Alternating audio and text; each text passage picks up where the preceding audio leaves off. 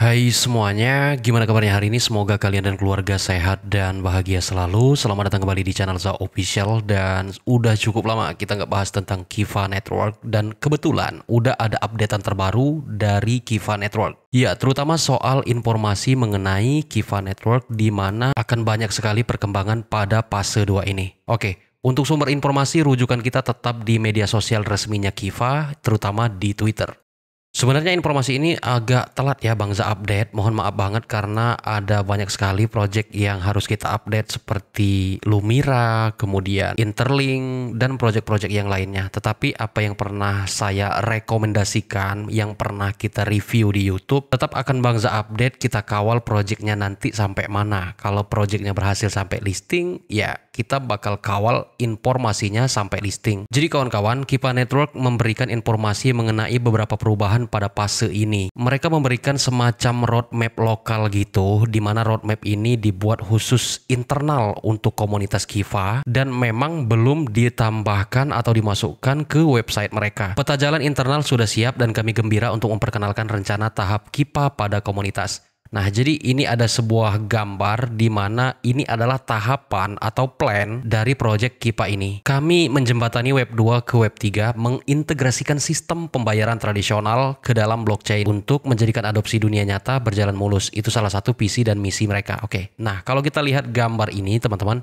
ini merupakan plan atau rencana perjalanan dari Kiva Network. Bisa dibilang roadmap internalnya lah. Nah, di sini ada 5 fase teman-teman ya. Di mana langkah yang akan mereka ambil untuk pertama kali di fase 1 adalah melakukan penyelesaian deployment aplikasi Kiva versi 2. Jadi aplikasi penambangan kita ini akan diupdate lagi ke versi 2. Artinya kalau diupdate kan akan lebih baik. Karena kenapa? Memang belakangan itu banyak sekali bug, kadang error, kadang kita nggak bisa nambang, nggak bisa login kan. Jadi berharap itu bakal lebih baik lagi. Terutama soal tampilannya lah ya, supaya lebih menarik lagi. Terus dalam fase 1 ini juga mereka mengatakan redesign website including developer. Nah, kalau kita lihat memang websitenya Kiva ini apa ya? Kayak website anak SMA lah. Nggak ada sinematiknya, nggak apa ya? Bahasa orang sekarang tuh nggak estetik. Harusnya kan sebuah website Web3 blockchain itu harusnya menampilkan sebuah kecanggihan teknologi gitu kan, lengkap dengan visi misi. Nah, tapi jangan khawatir.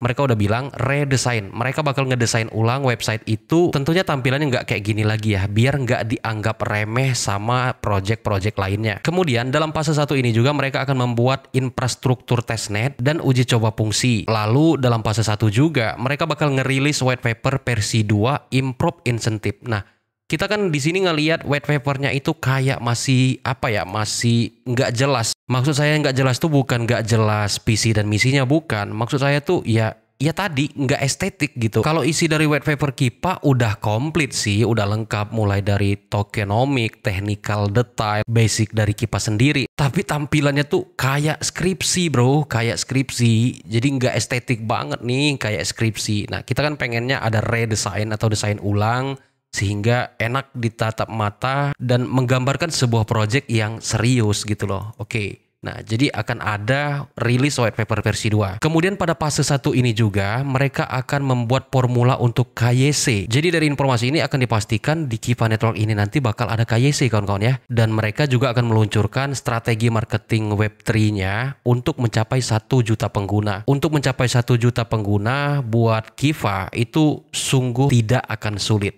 Karena 1 juta user itu bukan hal yang muluk-muluk, mudah didapat. Tapi kalau misalnya harus 1 miliar pengguna, misalnya itu, aduh itu butuh berapa tahun itu. Nah, pada fase 2 mereka mengatakan merilis Kiva 2.0, kemudian membuat mainnet infrastruktur, lalu akan dirilis juga smart contract, mainnet audit, dan anti bug program. Jadi akan ada nanti smart contract teman-teman ya. Terus akan ada juga semacam hackathon. Hackathon buat teman-teman yang udah pernah garapin network pasti nggak asing dengan yang namanya hackathon.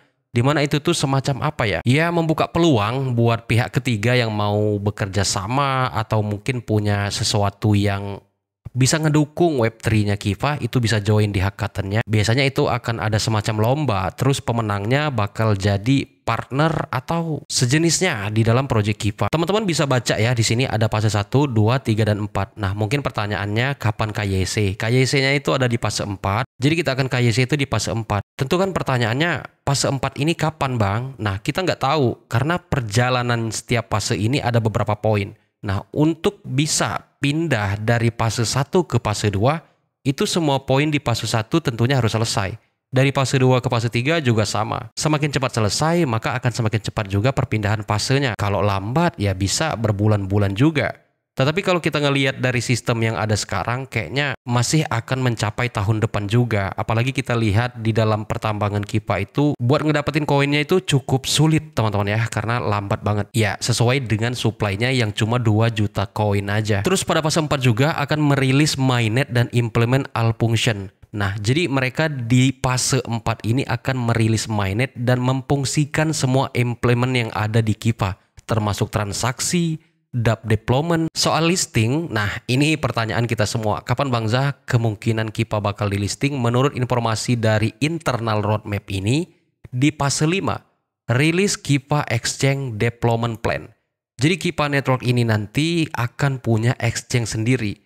Kalau menurut informasi yang gua baca, dia tuh semacam DEX, bukan CIE. Dimana nanti di DEX itu ada webnya, ada buat DeFi, nah terus untuk NFT gitu. Jadi mereka bakal punya exchange sendiri yang nanti berfungsi bisa Web 2 dan juga bisa Web 3. Itu aja untuk poin penting dan inti-inti dari internal roadmap ini teman-teman ya. Oke, lanjut kita ke informasi selanjutnya. Nah, mengenai banyaknya teman-teman yang mendaftar itu mengalami kegagalan, udah ngirim email tapi masih nggak login juga, nggak bisa juga. Katanya mereka udah memperbaiki masalah registrasi. Ini diupdate di tanggal 30 Juni kemarin. Kami dengan senang hati memberitahukan Anda bahwa masalah pendaftaran pengguna baru di APK telah teratasi. Jika Anda mengalami kendala saat mendaftar sebelumnya, silakan coba lagi. Nah, buat teman-teman yang udah berulang-ulang daftar Bang Zah kok nggak bisa. Nah, coba deh. Coba kalian daftar lagi dan ikuti petunjuknya, mudah-mudahan udah bisa ya teman-teman ya. Nah, nggak akan panjang lebar, intinya cuma itu aja. Informasi Kipa yang bisa Bang Zah update yaitu mengenai internal roadmap. Ya, paling enggak kan kita udah tahu nih fase-fasenya ini bakal kayak mana, terus projectnya itu bakal jalannya tuh seperti apa aja isinya, bakal ada exchange, kapan listing, ya paling enggak kita udah tahu kisi-kisinya. Tetap semangat, jangan lupa buat terus nambang karena kita semua tahu bahwasanya supply Kipa ini sangat terbatas, hanya 2 juta token dan itu yang didistribusikan ke komunitas itu enggak semuanya. Teman-teman bisa lihat di bagian tokenomic di white paper.